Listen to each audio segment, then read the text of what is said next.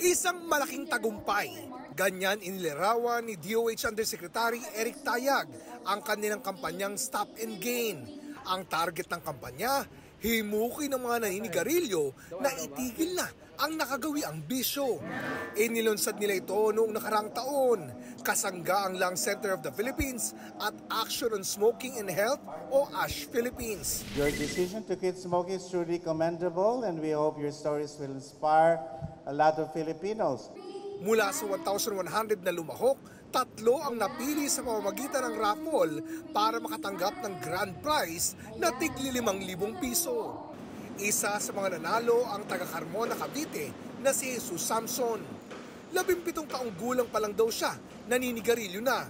Natigil dahil sa nararamdamang masamang epekto at sa tulong ng programa.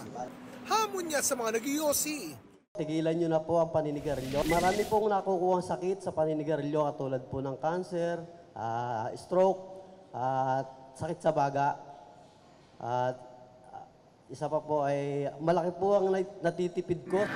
Ang mga tobacco user na Pilipinong edad 15 pataas, nasa 15.1 million batay sa resulta ng 2021 Global Adult Tobacco Survey. Katumbas yan ng isa sa 5 individual. At ang average sa ginagastos nila, halos 1,274 pesos kada buwan.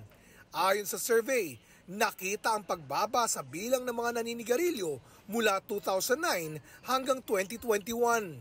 Hindi rin daw mas ligtas gamitin ang mga vape at electronic o e-cigarettes ayon sa mga eksperto.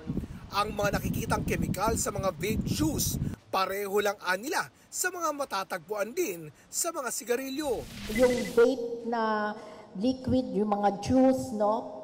If it comes into contact doon sa mga heating elements, no? Yung mga wiring, nagkokos ho yan ng paggawa ng iba pang mga chemical. Yung mga chemical na yun po ay mga cancer-causing agents.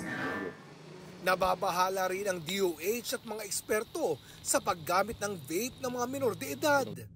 14% o isa sa bawat 7 edad 13 hanggang 15 ang gumagamit ng e-cigarettes ayon sa 2019 Global Youth Tobacco Survey. Sa parehong age group, higit doble ang bilang ng mga gumagamit ng e-cigarette noong 2019 kumpara noong 2015. Siyempre po ang paggamit ng vape, may nicotine po yan. Naapektuhan po ang brain development ng ating mga anak.